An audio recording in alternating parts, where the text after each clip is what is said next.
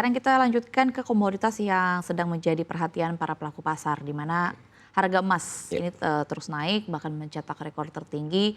Utamanya disebut-sebut bahwa berkat atau dampak dari kondisi geopolitik antara Amerika Serikat dengan Venezuela yang meningkatkan kekhawatiran para investor yang akhirnya mengalihkan uangnya ke aset safe haven. Apakah Anda memiliki analisis yang berbeda dengan analisis ini atau seperti apa? Silakan Mas Elvan. oke, saya melihat memang pergerakan harga emas di tahun ini kan bisa dikatakan cukup bullish gitu ya, sangat bullish bahkan, dan itu pergerakan yang cukup anomali juga dari harga emas itu sendiri karena kenaikannya itu sangat-sangat amat signifikan di sepanjang tahun ini. Dan kalau kita lihat memang faktor yang mempengaruhi pergerakan emas pun di tahun ini ya tidak lain dan tak bukan adalah ketidakpastian ya dari sisi global dan juga domestik yang membuat harga emas harga emas global dan juga harga emas baik itu di harga emas antam mengalami kenaikan. Jadi memang faktor ketidakpastian ini masih menjadi faktor kunci daripada kenaikan harga emas di sepanjang tahun ini sampai di akhir tahun ini. Jadi memang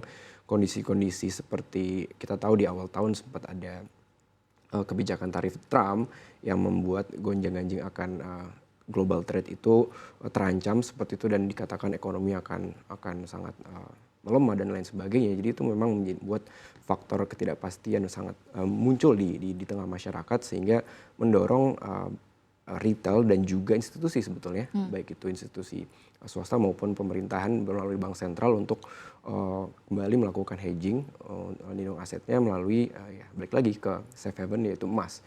Jadi itu salah satu yang mendongkrak kenaikan harga emas di tahun ini. Jadi memang saya melihat faktor-faktor tersebut sampai menjelang akhir tahun ini, faktor ketidakpastian dan juga sentimen daripada isu geopolitik di global juga masih banyak ya, masih terjadi ya. Salah satunya kita tahu betul sekali Amerika Serikat yang terhadap Venezuela tersebut yang membuat ketidakpastian baru, kemudian juga Ukraina dan Rusia juga yang masih dalam kondisi perang yang sudah berlarut-larut. Jadi memang kondisi-kondisi tersebut yang membuat permintaan akan safe haven ini masih cukup tinggi. Dan kalau kita melihat juga banyak proyeksi daripada lembaga global gitu ya, di tahun depan itu bahkan ada yang memproyeksikan sampai 5.000 per troy ounce gitu. Jadi memang harga emas banyak yang memprediksi sampai tahun depan masih cukup bullish seperti itu. Tapi juga kita mesti lihat bagaimana perkembangan khususnya akan ketidakpastian dan juga geopolitik yang menjadi driver utama daripada kenaikan harga emas di sepanjang tahun ini, apakah di tahun depan masih berlanjut. Jadi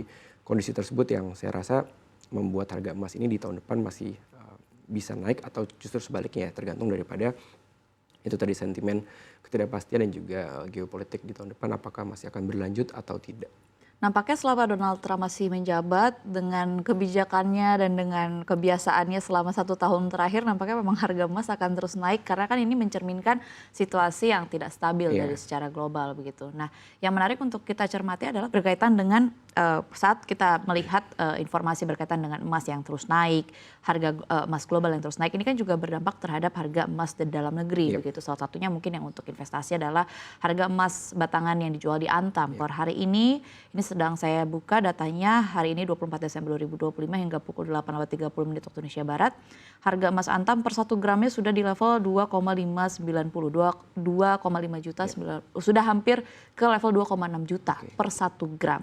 Ini kan akan mendorong bagi masyarakat yang ingin berinvestasi untuk beli emas. Tapi kalau kita lihat ke lapangan kondisinya ketersediaan emas batangan untuk masyarakat, untuk retail ini semakin tipis. Mungkin karena memang demand-nya yang sangat naik. Kira-kira analisis Anda berkaitan dengan fenomena ini, mengingat juga banyak juga level-level distributor yang akhirnya memanfaatkan momentum ini, kemudian mengambil untung katakanlah per 1 gramnya hingga 200.000, 300.000 rupiah. Nah, melihat fenomena ini Anda analisis seperti apa, Mas Elvan? Ya, saya sebetulnya sangat setuju gitu bahwasannya memang kenaikan harga emas di tahun 2025 ini tentu menciptakan bagi pelaku retail khususnya untuk makin euforianya makin tinggi terhadap membeli aset emas gitu. Dan kalau kita tahu memang secara itu tadi domestik kita juga banyak ketidakpastian yang melanda di Indonesia, tentu menciptakan masyarakat itu untuk kembali beralih ke investasi yang aman seperti itu, dengan salah satunya adalah di emas. Dan kalau kita lihat seiring dengan kenaikan emas dan juga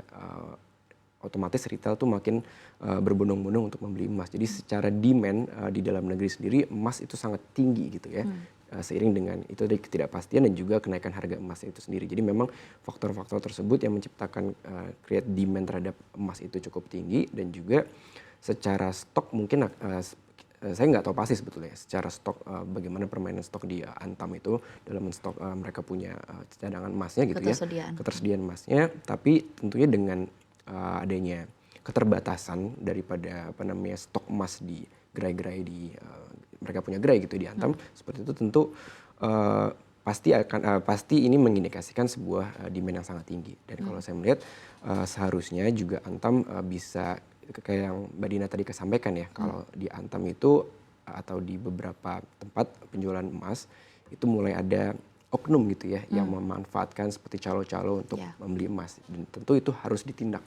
Karena kalau tidak ini kan akan menjadi sangat mengganggu ya bagi distorsi harga. Iya, sangat mendistorsi bagi harga emas itu sendiri, dan merugikan sekali bagi investor retail gitu ya, bagi kita ini untuk yang mau berinvestasi di emas tapi harus membayar biaya yang lebih mahal karena harus lewat calo seperti itu untuk mendapatkan barang. Jadi memang saya rasa harus untuk lebih tegas tentunya bagi Antam untuk menindak seperti ini ya. Dan kalau untuk ketersediaan emasnya sendiri itu juga tentu harus menjadi concern bagaimana mereka bisa menyediakan emas di saat itu masyarakat lagi euforia sekali untuk beli emas. Ya ayolah kita disediakanlah barangnya gitu, jadi masyarakat bisa membeli dan ya sama-sama untung juga kan akhirnya. Jadi memang kondisi itu yang saya melihat perlu dicermati bagi kita sebagai retail dan juga bagi Antam sendiri.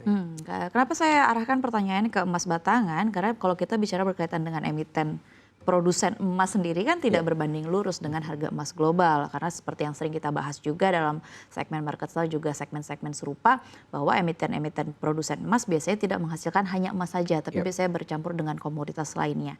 Apakah memang akhirnya euforia masyarakat melihat cukup sulitnya akses terhadap emas batangan memang menunjukkan bahwa ya itu tadi emiten-emiten emas ini tidak lantas langsung menjadi menarik pada saat harga emas naik?